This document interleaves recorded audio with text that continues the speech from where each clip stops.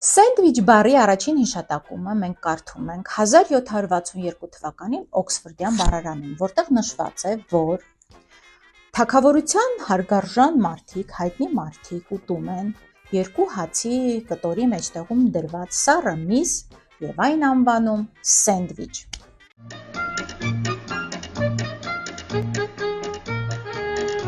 Неправильно ты, дядя Федор, бутерброд ешь. Ты его колбасой кверху держишь, а надо колбасой на язык класть, так вкуснее получится.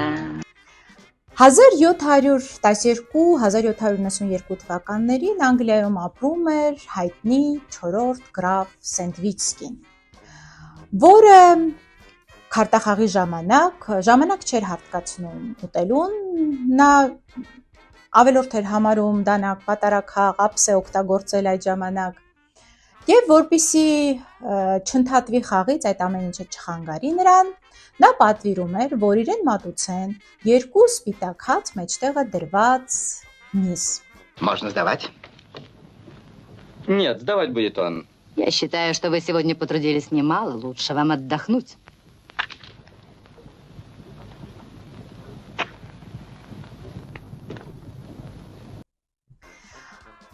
Այս սովորույթը շուտով վերցրեցին նաև նրա խաղընկերները ու Ջոն Սենդվիչսկու բուտերբրոդը դարավ սենդվիչ։